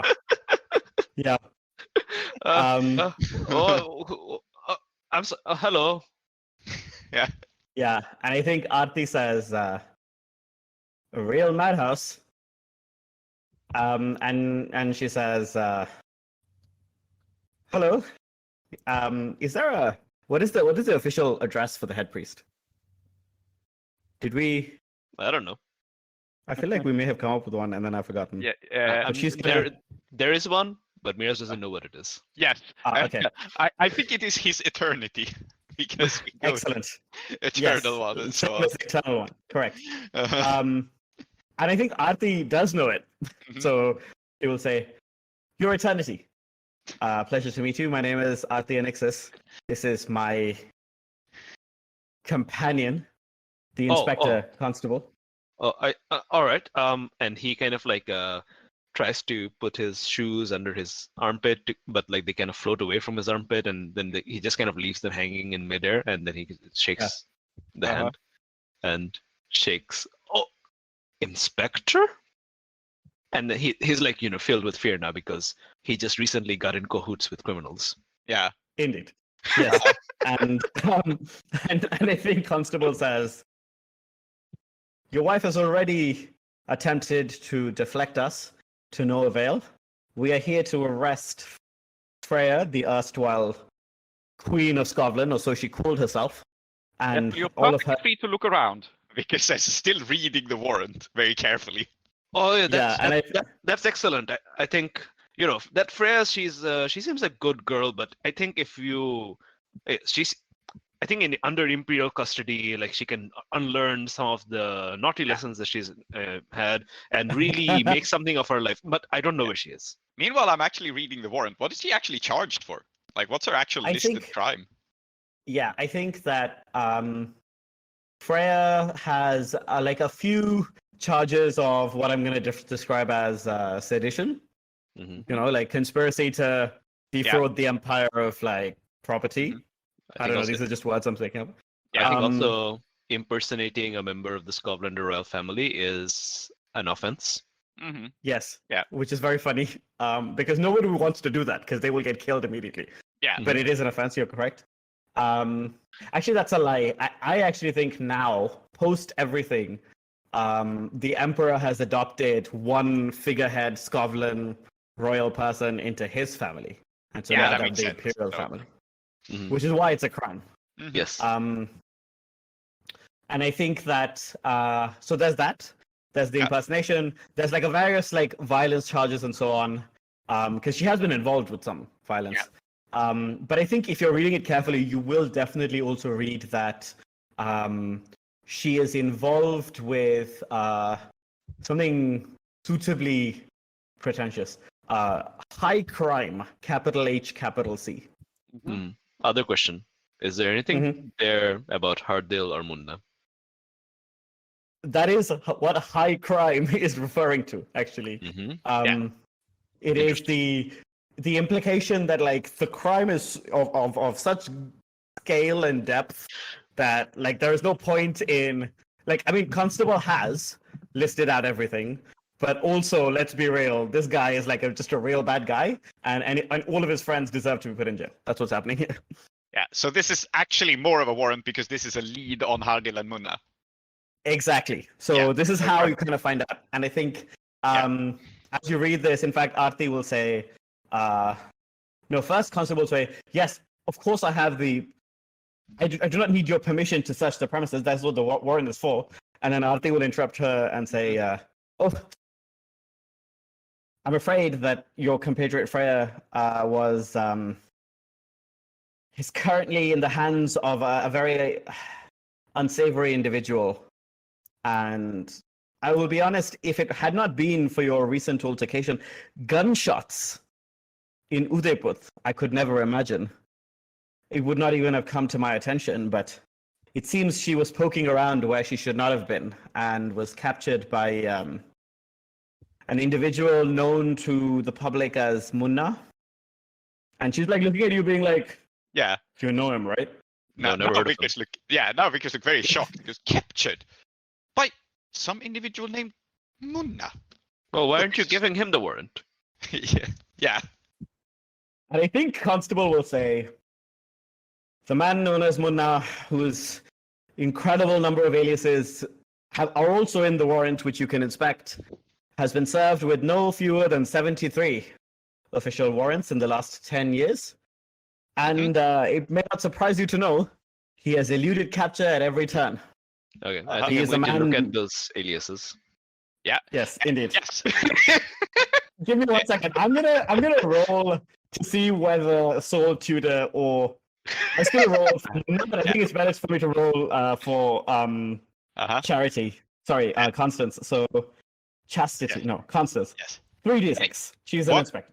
Yeah, what I want to do in the meantime is I want to gather information from the warrant. I want to, because this is so meticulous, I want to find out everything that Constable Yes, knows great by idea. reading the warrant. I imagine Great it's idea. difficult, so I think it's an action, but I think it also makes sense because Vickers was shit at Sparcraft, is not good at most politics, but she does have an education, and this is in a language she can actually read, where she is quite literate, actually. So, Absolutely. And I rolled a 4 for Constable's information gathering. So I think that there is a name in here that you can recognize, but you will only get it if Vickers' role succeeds. Because I think it is not as simple as Peter Samhorse. I think it is something like there's you have to like look through it and you'll be like, oh, okay, wait a second. And then you'll Very figure fair. it out. I roll only a 2, You're the so I third. get limited information, but probably not the connection to Sam Horse. Yeah, so I think, but you do get some information. And I think the theory here is also that, like, before you can read more, the warrant gets snatched out of your hands because Constable realizes what you're doing and is like, excuse me, you've had your time. But I think what you do find out is that there is an individual called Munna who definitely has various, like, nefarious criminal enterprises and is, Honor 3, connected to a law firm, and the law firm is the law firm that Hardil Subramanian works at. Right? And I think that, like, it is not unknown to the inspectors. No. You know, that this guy is the mob lawyer. You know. Okay. So Honor 3 also But get that. we just have the connection. So to clarify, We still have not found out that Freya has been kidnapped by the guy we're working for. Yeah. We just know I mean, she's like, you been do not kidnapped know by that someone well who uses yet. she has been kidnapped by someone who uses the same law firm. That's the only connection we have. I also you know want what? to flag something. Could ask him for help, but yeah, so go on.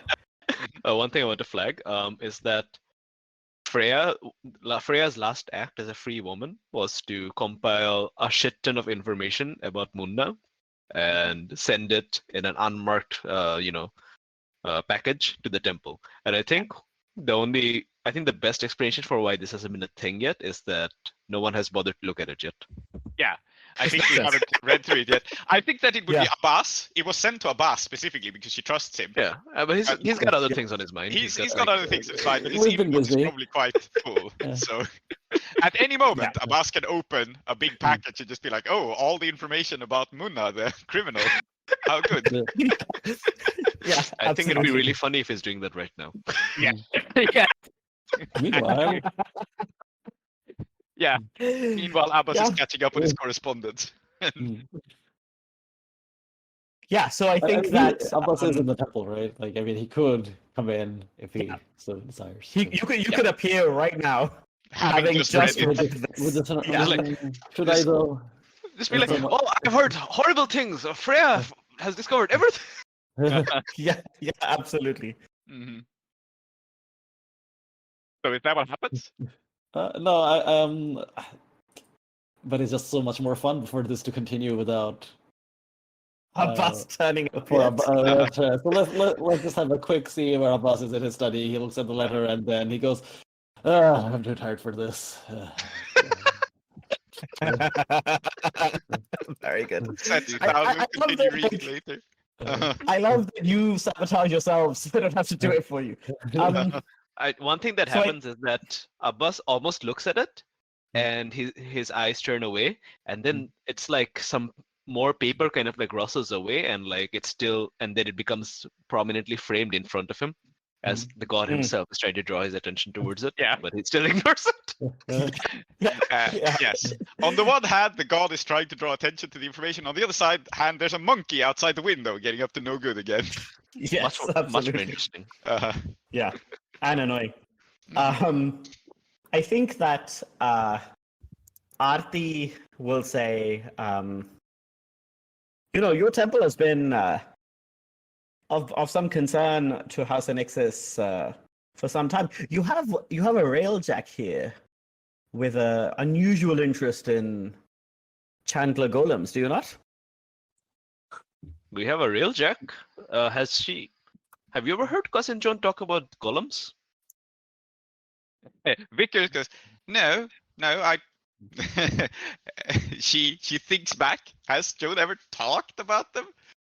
No, but you did ride that big golem, and then Joan went off and traumatized while riding it. Yeah. So Oh yeah. Oh yeah, we have that golem now. Actually, we Oh yes. Yeah, kind you of do. appropriate. I don't think Miraz has noticed it yet. No, so I suppose Vickers goes like, no, well, I know she has one, but I don't Wait. know she's talked a lot about it. She what? Yes. When did she get a golem? And I got distracted. And this is my thing now. Yeah. When did she get a Yeah. golem? Yes.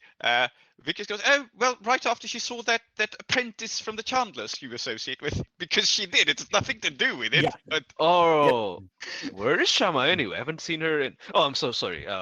Inspector and your Yeah. lordship, your ladyship.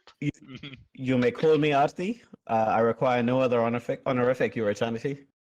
And then she says, in any case, we are well aware, or at least I am, and I've had to inform my companion that you acquired the golem shortly after acquiring much material on behalf of one Hardil Subramanian, and it has come to my attention that the Joan the Railjack was of key importance to that operation. Yeah, I suppose Vickers goes, oh yes, the business deal with Mr. Murgatroyd. Of course, I shall go fetch her, because, again, we have a legitimate cover for all of this. It mean, was you a do. business deal with Mr. Murgatroyd. It's just that, like, like these people already know everything, but Yeah. like they think you also already know everything, so Yeah. they're not bothering. You know what I mean? Like, yeah, it's great. Yes, yes. Fantastic. But Vickers would Please just fetch Joan. absolutely. I don't know anything. I'm going to go fetch Joan. We just Yeah, conducted yeah. normal business operations. Correct, I think correct. Miraz's problem is that at first he was like, "Oh shit, is Munna Mr. Peter Sam? Oh no, I don't see the name. That's fine. Wait a minute, Hardil was in what?" And then, he's like, his armpits are like full of sweat. He's like, "Am I working for Munna or am I not? Who is yeah. Munna? What's going on?" Yeah, Yeah. yeah. It's the I worst. shall go fetch Joan. I'm sure she can clear out all of this confusion. Meanwhile, I look at the two and say, "Can I offer you some tea?" And then he gives like the biggest, like most nervous, shady-looking smile that he thinks is very confident and charming. And I think Constable will say yes, because she recognizes she is in a temple. You are its head priest, and if you offer hospitality, she should accept. The Anixis knows not to trust any food made in this kitchen. Miraz runs up to the kitchen. He starts boiling some tea. He burns Yeah. his hand a little bit. His eyes look Vickers longingly at the says- transport powder. Yeah, I will point out that Vickers forgot that she was in the middle of baking, so there is some very, very, very burnt things in here now. Oh yeah. As soon as I open the kitchen door, Uh-huh. smoke comes out into the main temple hall, and then Yes. there's the noise of like a fire extinguisher.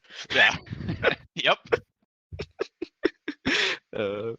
Miraz takes a long time to make the tea, a really, really long time, while he tries to figure out, can I run away? Is that a thing I can do?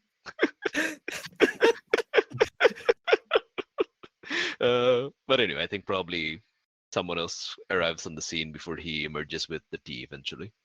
Probably Joan, right? Seems like it. Does Joan just emerge by herself, or has like Vickers found her? Or is Vickers going to look for Joan, but Joan is already here? If Vickers is going to look for her, then she should find her. Okay. Yeah, I have pretty good Joan finding abilities, so I will return with and I will explain the situation. Like, okay, these people are here. They're the law. They want to. I don't know. They think you know something about that business deal with Mr. Murgatroyd. I don't know. Is the gist of what Vickers tells you, right? Yeah. So what is it I'm supposed to actually know? She asks them. But Yeah. she's at the door.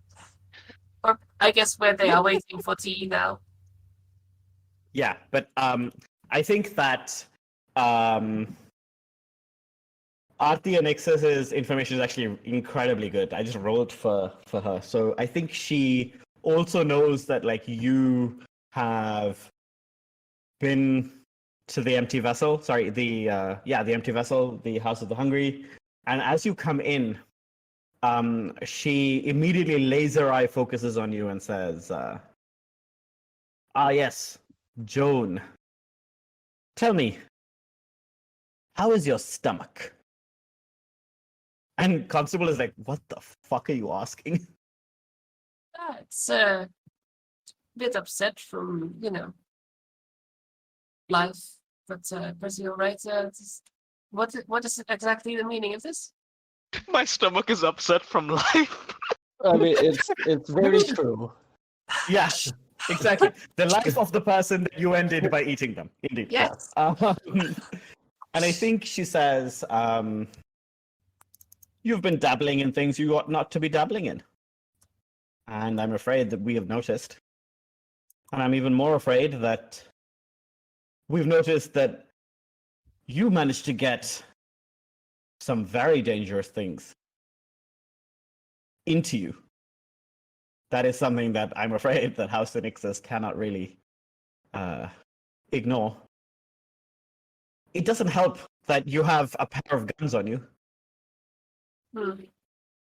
If you're talking about my electrified blood, that's unfortunately a side effect of the wheelchair profession. I think you and I both know that that is not what I'm talking about, and I think she's just going to literally rub Constable's nose in it. She's going to say, but I think that we should speak of this in private. What instead Constable and I are here to speak of, and then Constable, who is still jockeying for influence, will like cut her off and say, we're here to speak of your associate, Freya, who appears to have been disappeared by the criminal known as Munna, and is doing his bidding somewhere, putting her, no doubt, incredibly well-honed talents to whatever nefarious purpose Munna has come up with. And You are here sitting and talking to us. And I think that she says, I would not be if I had any other choice. And let me tell you, whatever it is I seek to do, which is to bring her to justice, is much less than what Munna is undoubtedly threatening to do to her the second that she puts her foot wrong. He's not a kind man. I think the kitchen door opens and Miraz emerges with a tray of tea, which he immediately drops and spills. As he hears this. Yeah. I was like, but I'm still confused. I don't know Munna. Do you know Munna? No, I don't. But if this individual is threatening to do something awful to dear Freya, then I must say he does not sound like a gentleman. Well, I'm sure the inspector here can take care of that, but I don't want to tell you how to do your job, of course, Inspector, but Then don't. if something horrible is being done to Freya, who I don't particularly care about either way, but still, it's not very decent. You should go try to find Munna. He's not here. Well, as I said, you're very free to search the premises. Neither Freya nor Munna is here, unless he's particularly stealthy and good at disguising himself as a monkey. Vickers is looking around. Yes, we have nothing to hide. You can't really go looking around yourself. We recently changed all the locks. I can show you around, I suppose. And Miraz clearly doesn't want to be anywhere close to Constable, but also he wants to prove his innocence to her. Yeah. And I think that's what will happen now. Yeah, they will look around. Yeah. I would like to wrap this up here shortly. So is it possible that we can wrap this up on the view of Abbas? We get searched everything. We go oh, poor Freya, what could have happened to her? And then Abbas opens his letter or finally gets back to it. And I think that's fine. I think that's what we... Yeah. Yeah, that's what we cut on. And we can see next session, the finding this out and then deciding you have to do something. Yeah. So I think that makes perfect sense. Yeah, it sets us up for a score. I want to end on the final shot of Abbas actually opening the letter. How does he react? I guess it depends on how Freya wrote the letter. It's just a ton of information about all of Munna's nefarious deals and how we've been being played by this man. Yeah, I think the cool thing is Abbas first finds out from Vickers or someone, right? That Freya apparently has gotten entangled with some bad man called Munna. That's weird. And then after he is told that, Abbas opens this letter and goes oh shit, she's really looked into this guy. I think Abbas scans it really, really quick, and he just goes, I fucking knew it. I knew we couldn't trust that man. Never trust a lawyer. That is the moral of this story. I love that this is the one time when Abbas swears too. We haven't seen him do it, but I feel like that was actually in character. Like, Yeah. Mother chod. And so blows out our brief candle. I named the disciples of the ceaseless temple thus, with both their given names and taken. Soumithri, called Tree. Zoheb, called Klow.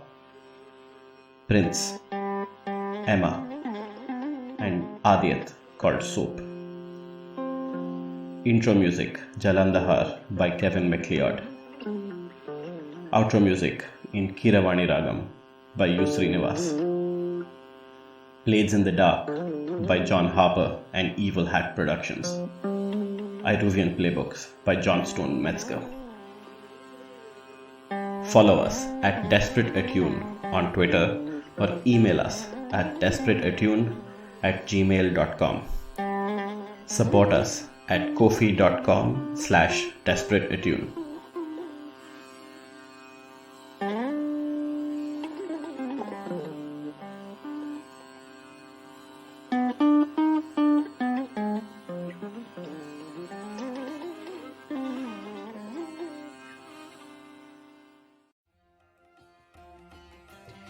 next time on Desperate Attune. Freya recently revealed to us that she has been investigating a local crime boss known as Munna. Now, I know you were the last person to see her. I don't think you're involved with this person, but if you are, I'm afraid things are going to come to blows between us. So at this moment, since you're the last person to have seen her, you can help us. You're either with us or against us. I would like to know which one, please. Wow. And I think she says, that bought you another 60 seconds.